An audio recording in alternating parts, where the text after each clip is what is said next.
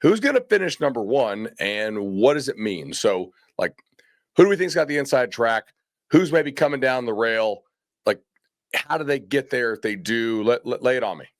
Well, Bud, I feel like we could turn this into a lock segment here if we We wanted to could. kind of handicap who has a chance to finish number one.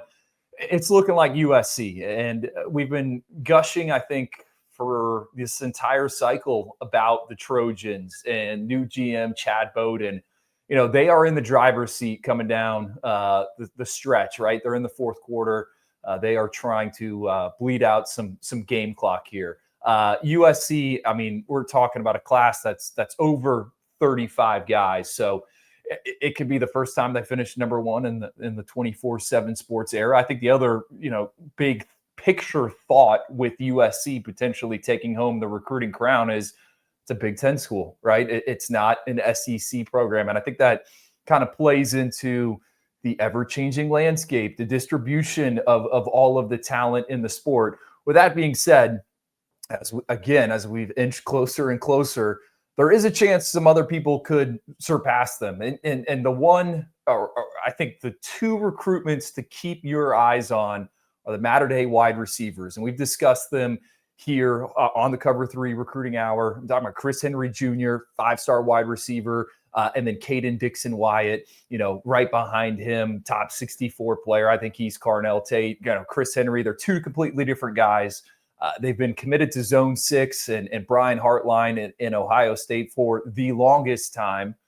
But Oregon is a team that has been mentioned. USC as well. But this entire kind of recruiting cycle, it's been Dan Lanning and the Oregon Ducks, really with both of these individuals. And if Oregon, which pound for pound has one of the strongest recruiting classes out there, right? They don't have 35 guys. They're sitting around 20. They got a lot of blue chip. Last year, Oregon signed. Every player they signed was a 4- or 5-star recruit. That's not going to be the case here in 2026, but it's much of the same for Dan Lanning.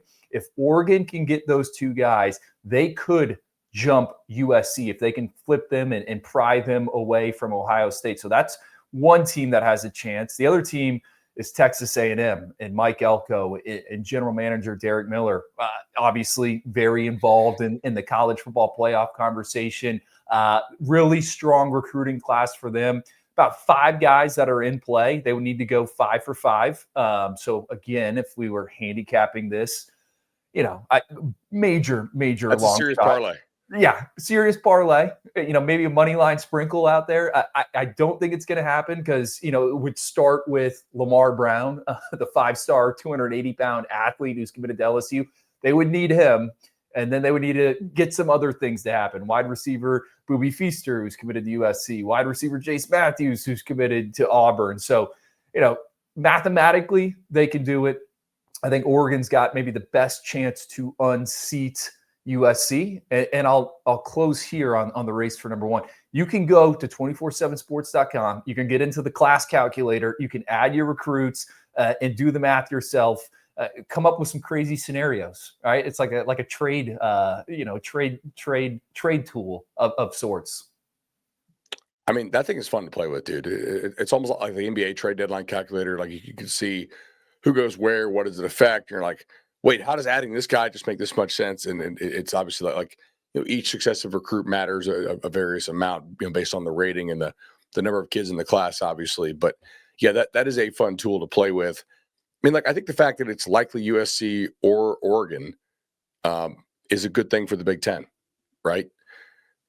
I don't think people really care if it's like, hey, the SEC has 9 and the Big Ten has 6. But if it's like the SEC has 9 and the Big Ten has 3, like that's enough of a disparity where people start really making like conference strength arguments, So making sure the Big Ten has like a strong 4, 5, 6, and we talked about Washington's class last week. Yeah, is pretty important. But I've kind of marinated on that, right? Like, okay, we obviously know Michigan's going to recruit well. We obviously know Ohio State's going to recruit well. But, what do the rest of the Big Ten and Washington? I continue to gush about them and Jed Fish and Matt Doherty there, what they've been able to do.